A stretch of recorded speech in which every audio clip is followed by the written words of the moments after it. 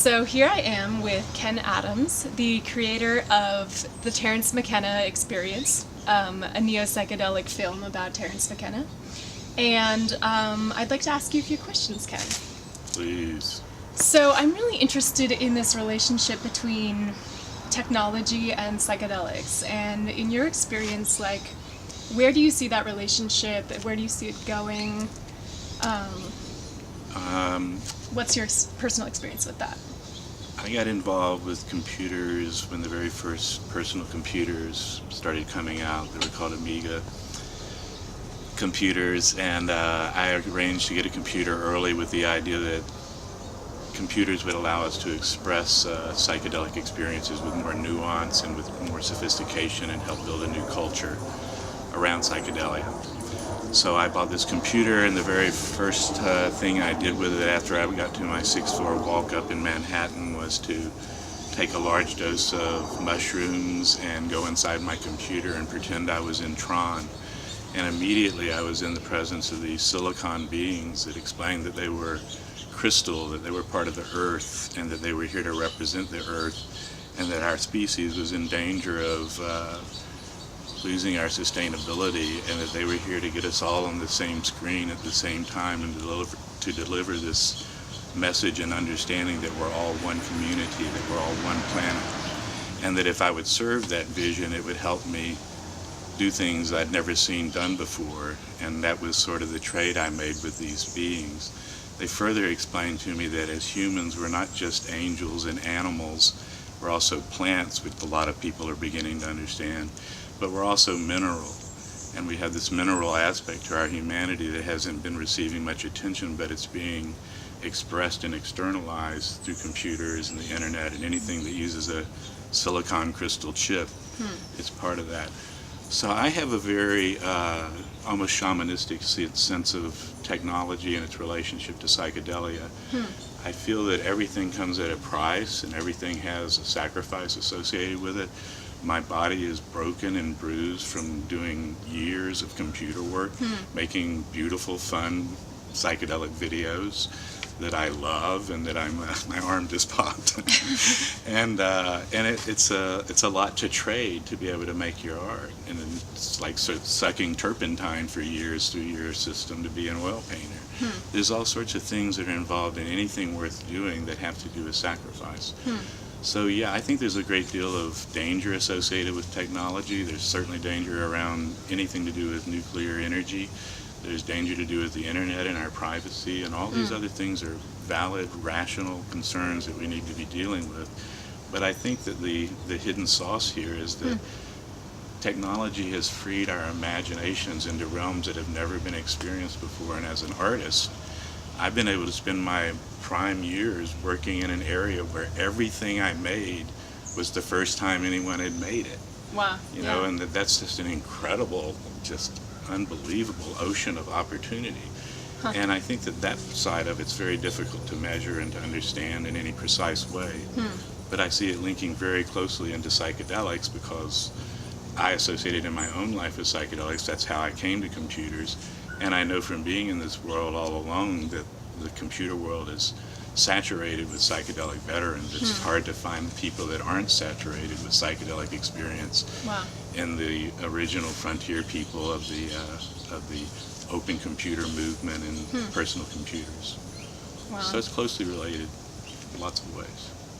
Yeah, and I think it's like a big question for a lot of people right now about what, the tech industry and like how that relates to creativity or how creativity relates to the tech industry. And I mean, it's a question I'm particularly interested in, like, where are we going in terms of our use of technology and our ability to tap into our creative potential. Well, in San Francisco right now, you guys are in the middle of this, you know what I'm speaking of. It's very hard to afford a place to live. And when I came here in the 80s, it was hard to afford to get a place to live, and there was no economy and no computers and nothing to make money with.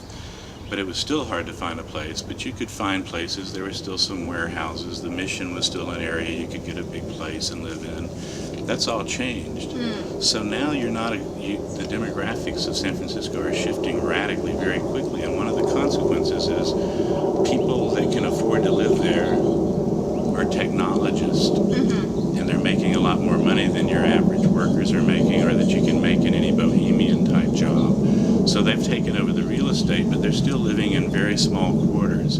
So one thing I've noticed is that they live very minimally. They try to live with their laptop, a minimal bed, art that they can throw away when they move, that they don't have any attachment to, very few books or anything that accumulates or clutter. And more importantly, all that creative energy is now going into things you can accomplish on a desk in a bedroom in the mission, rather than needing a warehouse and a welder or a place to put up large canvases and store stuff. People's imaginal propensities are going to find fertile ground in things that you can do online with a computer, using cameras, things that are mobile and portable that can be brought back to some central workstation that only needs enough room for a chair and a desk to make amazing stuff. Yeah, totally. Yeah. So we're going to see more and more digital art, and we're going to see less and less geniuses going into other fields of art. There'll be masters. The workshop and that'll do incredible. We have incredible visionary painters right now that are masters at what they do. Yeah. And that takes a lot of room, and a lot of them don't live in San Francisco. Sure. It's just gotten difficult to do that scene in New York, San Francisco, and other major, cosmopolitan centers. So there's going to be this incredible renaissance through young people that have grown up with digital technology as their primary means of expression, and they understand its power and can take that for granted rather than constantly being awestruck like a person like myself has been, because I had literally been seeing things for the first time for 30 years and still am incredibly fascinated by the whole process, and think that the opportunity is to make things that are appropriate for our time, that you use these tools selectively and appropriately, and when you need a hammer, you use a hammer. When you need a feather, you use a feather. There's all sorts of things to do in the world, and you don't, we have a lot of tools now that didn't exist when I was growing up. Not even when I was 30 could I have dreamed of being able to make the kind of movies I get to make. Not in my craziest dreams that I think that would be possible. Yeah. And if I just look at it, I'm sure that's true for the rest of my life. If I want to do that, I can always be doing things for the first time. Yeah, sure. I love novelty. But humans love novelty. So technology feeds novelty. Technology both answers the call for novelty and makes so many more things possible than anyone anticipated, like personal computers.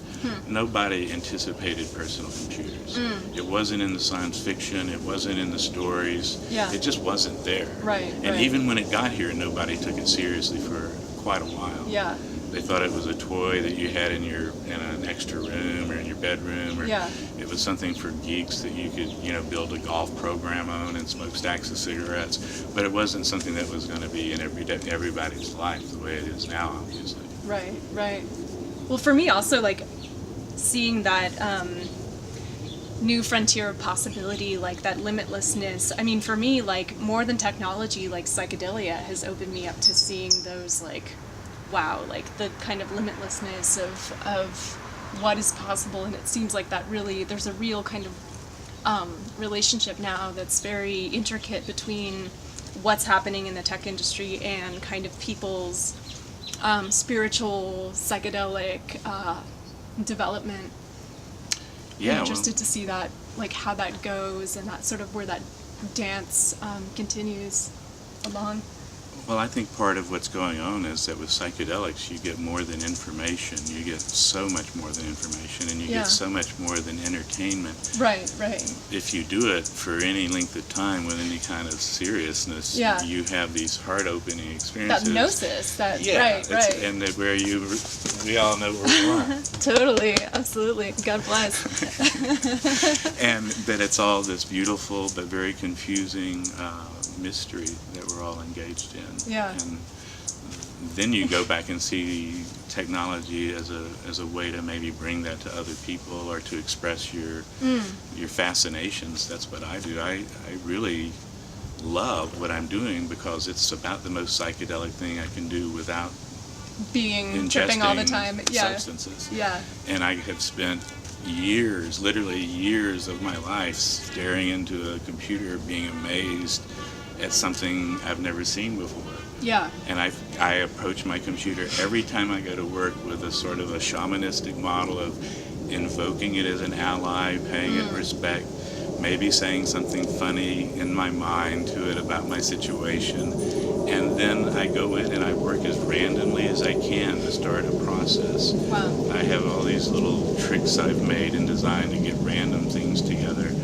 And then I'll start from whatever's there, and Yeah. I'll build from there. And if I don't like parts of it, I take them out. Yeah. And if I like them, I make more of it. So it's like, it's very gratifying and very magical. It's like being the Sorcerer's Apprentice, where you can just wave these digital wands and make amazing things happen that Wow. would take years of animation to do and Yeah. by hand. Yeah. And you can do it in real time. If you have a powerful enough system, you can do it in real time. And Wow. that like itself wow. is like so alchemical, to be making Yeah. this magic with electrons and audio in real time while Yeah. you're tripping Yeah. or high is something that is worth checking out for all those young artists out there. It's really interesting to work with computers from an altered state. That's like what comes to mind is instant manifestation. That part of it's pretty fucking right on. You're right on top of it. And